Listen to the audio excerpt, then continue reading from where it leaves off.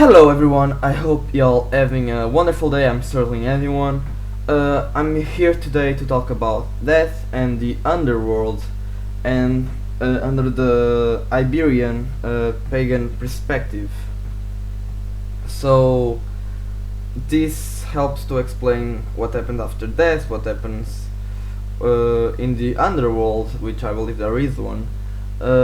If you ever get to come back, and I think it also explains the cycles of civilization.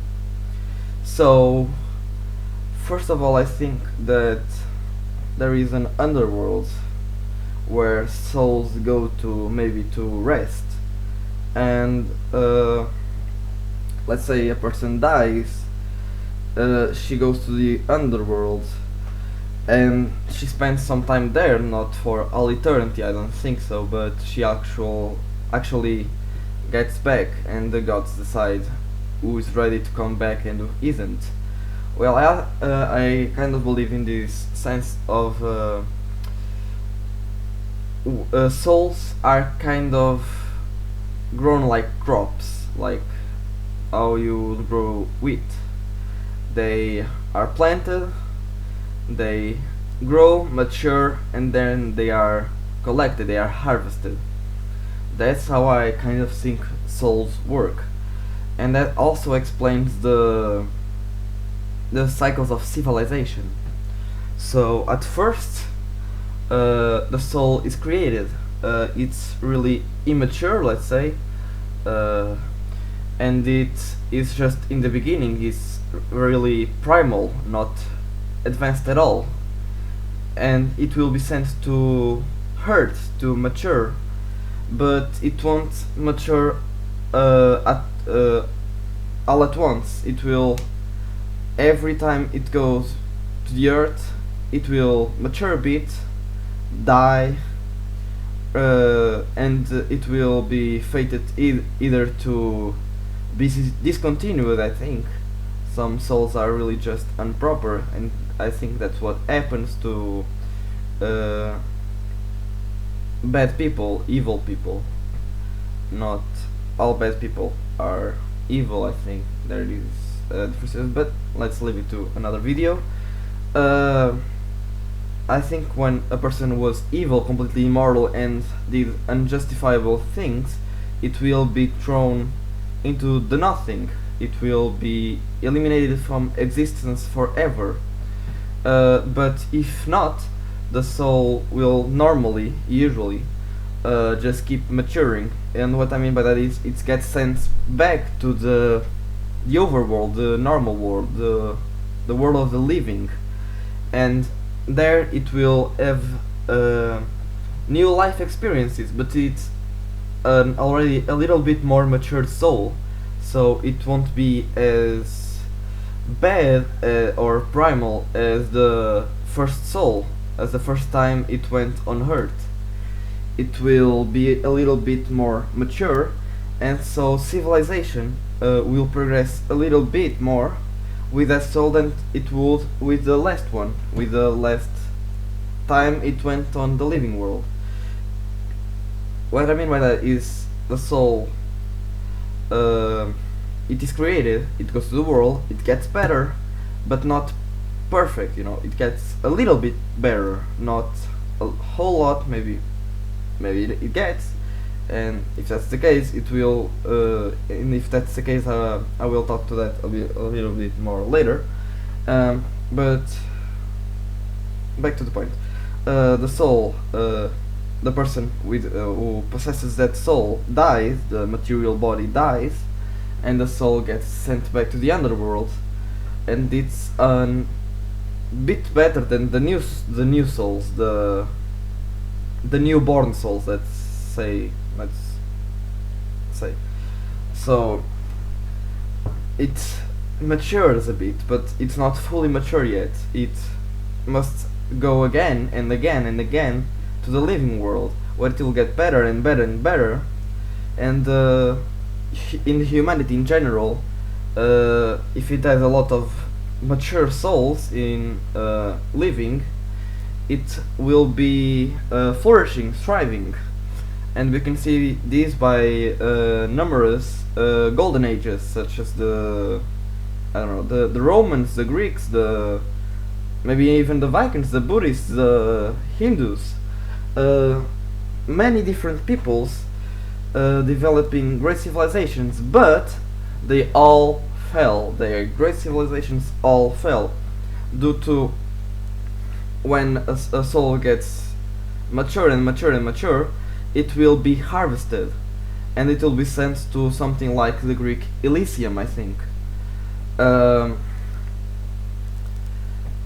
it will then new souls get created, new immature souls will be get sent to the world alongside the maturing ones, the ones that are already almost fully mature, and the society will slowly but surely decay.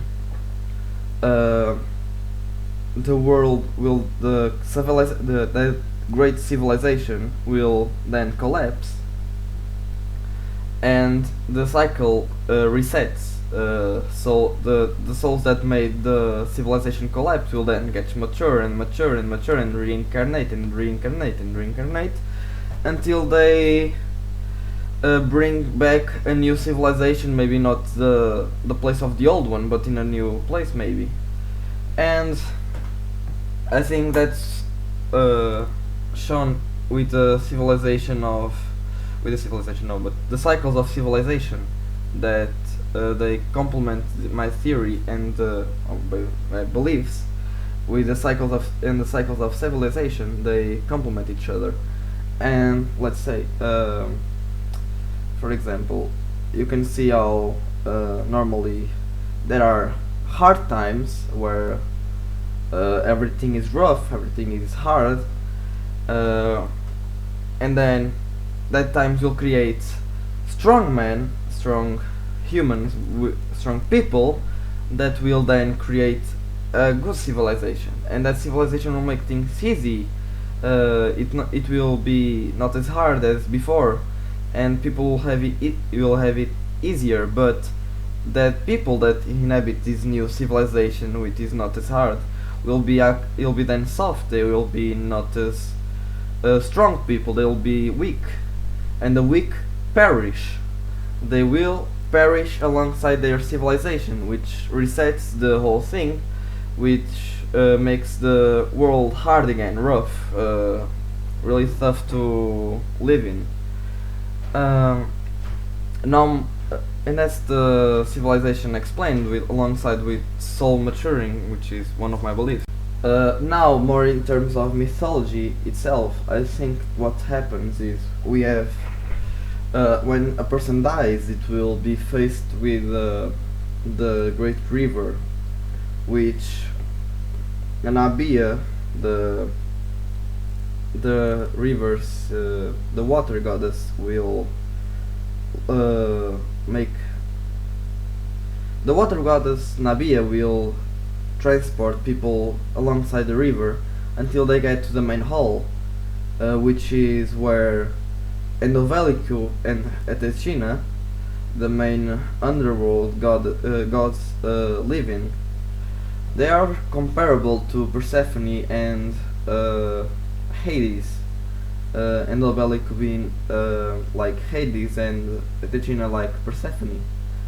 The mythology itself is quite interesting because there is a myth of Etechina gets killed by another god, and so she gets sent to the underworld, I think. And when she goes there, it's when fall starts, the autumn starts, and nothing grows, nothing can be grown on land. Everything dies in a sense. And when she gets back, everything flourishes again. It's summer. It's spring. Everything springs back from the ground. The plants grow. The trees start producing fruits. It's an incredible time.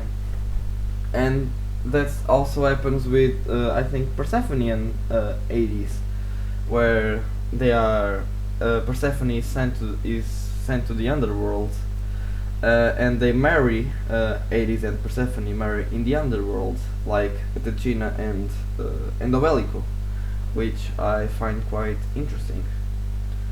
I think that's all for today. I covered the Underworld, I covered the maturing of a soul and how it affects civilization. I also covered a little bit of mythology. I think that's good for today. Well, this was your host, Carlos Irosini. I'm thankful for having you here, and if you like the video, consider subscribing and leaving a like. See you again next week. Bye.